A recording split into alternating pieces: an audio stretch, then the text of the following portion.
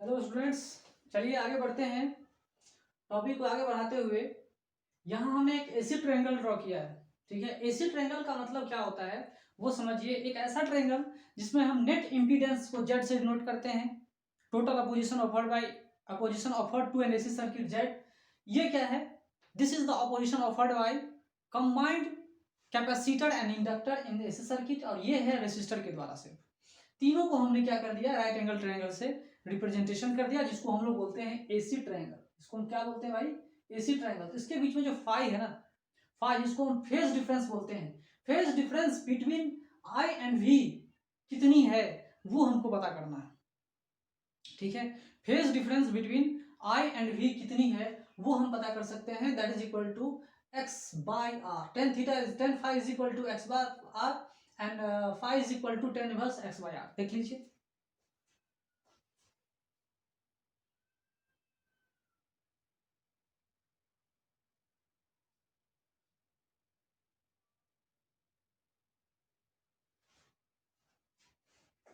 ठीक है, यहाँ हमने ऐसे ट्रायंगल ड्रॉ करके बता दिया।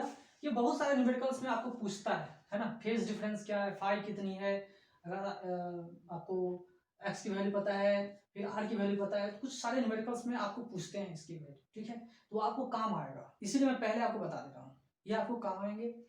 चलते हैं। V is equal to I Z, जो ओम्स लॉ का हमने इस्तेमाल करके पढ़ा था। This is the impedance of total opposition of to an AC circuit. Total opposition तो आई जेड है, V is equal to I Z. अगर मैं इसको स्क्वायर कर दूं तो कुछ गलत नहीं होगा, ये भी स्क्वायर हो जाएगा, ये भी स्क्वायर हो जाएगा। तो I square into R Z square, Z square is equal to R square plus X square. देख लीजिए यहाँ पर, तो आई स्क्वायर से कंबाइन करेंगे तो आई आर का कंबाइंड होल स्क्वायर प्लस आई एक्स का होल स्क्वायर। इस तरह से हमने लिखा, कोई दिक्कत नहीं है। ठीक है, आई आर को क्या कह सकते हैं? पोटेंशियल डिफरेंस अक्रॉस रेसिस्टर, उसका स्क्वायर कर दिया। आई एक्स का मतलब क्या हुआ? Potential difference across inductor and capacitor, that is known as V X. V X is equal to कितना? I X L minus X, that is equal to V L minus V C. ठीक है, होगा ना कि नहीं होगा? लेकिन अगर मैं आपसे ये बोलूं V X is equal to V L plus V C, क्या ये सही है? क्या ये सही है? इस तरह से क्या मैंने आपको बताया था? नहीं, इस तरह से मैंने आपको कभी नहीं बताया। ये नहीं है, ये सही है। This is the right method to write the difference between potential difference in potential between inductor and capacitor, V L minus V C. ठीक है, अगेन एक और कंफ्यूजन है। टोटल पोटेंशियल डिफरेंस अगर हम बात करें तो क्या टोटल पोटेंशियल डिफरेंस ऐसा लिखोगे, रेसिस्टर के across plus potential difference across inductor and capacitor? क्या ये मेथड सही है? ये मेथड भी सही नहीं है, ये भी गलत है, थ्योरेटिकली गलत है। ठीक है, चलिए आगे चलते हैं। अब हम लोग पढ़ते हैं कुछ और एसी सर्किट। एक ऐसा एसी सर्किट जिसमें कैपेसिटर और रेसिस्टर जुड़े हुए हैं। कैपेसिटर है और रेसिस्टर है, जिसको हम बोलते हैं AC in CR circuit. AC in CR circuit. Now AC source is this and C capacitor resistor both are present here. इसको बोलते हैं AC in CR circuit. AC जो है सीआर सर्किट में मौजूद है। चलिए ठीक है, तो ये जो वोल्टेज दे रहा है, ये जो वोल्टेज देगी कुछ ना कुछ करंट देगा। तो शुरू शुरू में क्या होता है, इनिशियल स्टेज में जब ये करंट सप्लाई करता है तो भी कुछ अजीब तरह से देता है, कॉम्प्लेक्स वे में करंट सप्लाई करता है शुरू शुरू में। लेकिन जब कुछ समय बीत जाता है, कुछ समय के बाद या सफिशिएंट समय हो जाने के बाद, इसके अंदर जो करंट फ्लो करता है, इसके अंदर जो करंट फ्लो करता है वो कैसे करता है? वो साइनसॉइडली करती है। ठीक है, जिसका फ्रीक्वेंसी इसके फ्रीक्वेंसी के बराबर होता है। ठीक है, बाद वाली कहानी जो है वो हम लोग पढ़ेंगे। ठीक है, यहां देखिए जो पोटेंशियल डिफरेंस है, इसी डायग्राम को मैं दिखा रहा हूं। जो पोटेंशियल डिफरेंस है अक्रॉस रेसिस्टर, जो पोटेंशियल डिफरेंस है अक्रॉस रेसिस्टर, वो potential difference across capacitor, sorry this is the potential difference across capacitor. ये जो है पोटेंशियल डिफरेंस अक्रॉस रेसिस्टर से पीछे पीछे। ठीक है, कितना पीछे है भाई? पाई बाई 2 से पीछे। ठीक है, तो नेट की बात हम करें, नेट इंपीडेंस की बात करें, तो नेट इंपीडेंस जो होती है वो जेड होती है ना, और पीछे जा रही है तो यहां पे आप फाई ही कैलकुलेट कर सकते हो। ठीक है, ये 5 ही आप क्या कर सकते हो, कैलकुलेट कर सकते हो, कोई दिक्कत नहीं है। ठीक है, तो इस तरह से जो हमने यहाँ पर बताया कि ये एसी सोर्स करंट दे रहा है। ठीक है, ये जो एसी सोर्स करंट देगा तो शुरू शुरू में क्या कॉम्प्लेक्स में करंट देगा, बाद में ये साइनसोइडली करंट देना शुरू कर देता है। ठीक है, इसमें हम क्या क्या चीज जानना जरूरी है वो समझिए। यहाँ पे जो नेट इम्पीडेंस होगी ना, नेट इम्पीडेंस इस सर्किट का क्या होगा, आर। तो हमने लिखा यहाँ पे आर, यहाँ पर इंडक्टर तो है नहीं, तो इंडक्टर के बदला अगर हम एक्स की बात करें तो XL minus XC, XL minus XC की बात करें तो XL potential difference across inductor क्या है, 0 माइनस, और इसके अक्रॉस कितना है तो लिखेंगे 1 अपॉन ओमेगा C, इसके अक्रॉस इतना आ रहा है।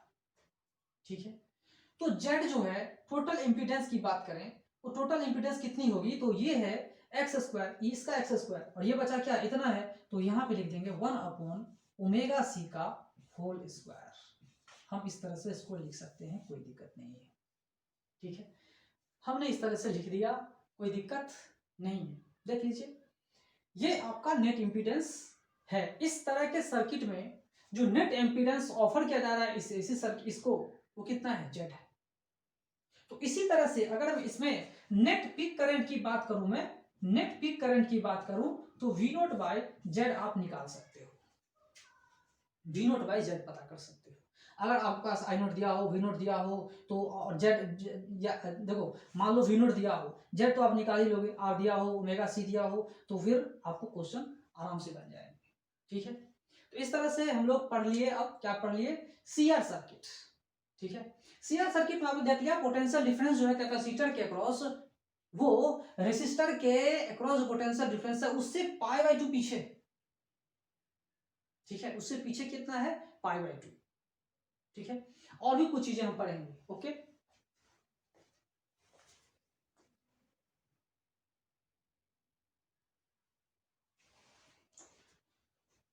ओके, तो यहां हमने देखा कि करंट जो है कैसे वेरी कर रहा है। तो करंट जो है यहाँ देखिए, इसके अक्रॉस पोटेंशियल डिफरेंस इससे क्या हो रहा है, पीछे जा रहा है, पीछे जा रहा है। ठीक है, तो पीछे जा रहा है, तो इस कहानी में आपको ये बात तो क्लियर कट हो गई कि x इज इक्वल टू, अगर मैं यहाँ पर फेज एंगल की बात करूं tan फाई की बात करूं तो tan फाई कितनी हो रही है, tan phi is equal to how much, क्या होगा, कितनी होगी, तो x बाय आर।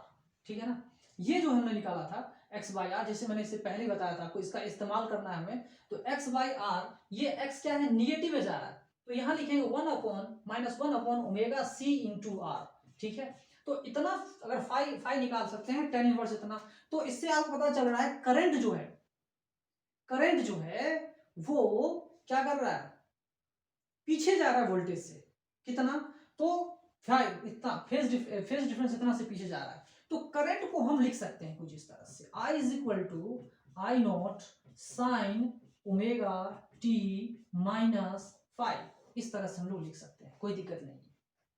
ठीक है, current lakhs the voltage bye कितना, बाय एंगल इतना, फेज डिफरेंस इतना पीछे लगा हुआ है ना, माइनस लिख सकते हैं इस तरह से। माइनस क्यों आया मैंने आपको बता दिया, कोई दिक्कत नहीं है इसमें। तो इस सवाल में इस चीज में आपको मैंने एसी सर्किट से जुड़ा हुआ चीज तो बता दिया, लेकिन अगर आपसे पूछे कि इसके अक्रॉस पोटेंशियल डिफरेंस बताओ कितनी होगी, तो आप ये बताओगे अगर VC प्लस VR तो गलत हो जाएगा। जैसे मैंने यहाँ बताया था VX is equal to VL plus VC, ये गलत मेथड था। उसी तरह से VC प्लस VR अगर मैं बोलूं तो ये V के बराबर नहीं है। ठीक है, गलत मेथड है ये। ठीक है, जो मैंने बताया था ये सही है, VR प्लस VX। ठीक है, ये मेथड सही है, ये मेथड गलत है। इतनी बात समझ में आई। दूसरा चीज मैं आपको ये बताना चाह रहा था कि मान लो ये एसी सोर्स नहीं हो, डीसी हो। अगर ये एसी नहीं है, डीसी हो तो क्या होगा, तब ये चार्जिंग का कैपेसिटर बन जाएगा। ये क्या बन जाएगा फिर, चार्जिंग का कैपेसिटर बन जाएगा। समझ में आ रही है, चार्जिंग कैपेसिटर बन जाएगा। रेसिस्टर हमने रेसिस्टेंस कनेक्टिंग वायर में कितना रेसिस्टेंस है वो हम बना देंगे, फिर यहाँ चार्ज होगा कैपेसिटर। ठीक है, कैपेसिटर जब चार्ज होगी तो बचा हुआ एनर्जी क्या होगा, हीट एनर्जी में स्टोर हो जाएगी, आधा एनर्जी इसके पास चला जाएगा। ये तो हम लोग पढ़ चुके हैं, ठीक है। लेकिन सफिशियंट टाइम होने के बाद, उसी डीसी सर्किट की बात मैं कर रहा हूं, अगर सफिशियंट टाइम हो जाएगा कुछ समय के बाद, कहानी क्या होगी वो समझिए। कहानी ये होगी कि अब ये क्या करेगा, कुछ समय के बाद फुल्ली चार्ज हो जाएगा। फुल्ली चार्ज होने के बाद ये ओपन सर्किट हो जाएगा, इनफाइनाइट रेजिस्टेंस ऑफर करेगा, ये इनफाइनाइट रेजिस्टेंस ऑफर करेगा, और इनफाइनाइट रेजिस्टेंस ऑफर करने के बाद करंट क्या हो जाएगा, जीरो, ठीक है।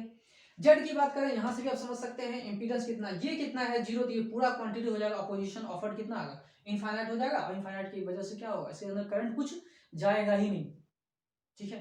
कुछ समय के बाद चार्जिंग, इसको पढ़ते थे चार्जिंग कैपेसिटर, ठीक है, ये तो हम लोग बहुत पहले पढ़ चुके हैं।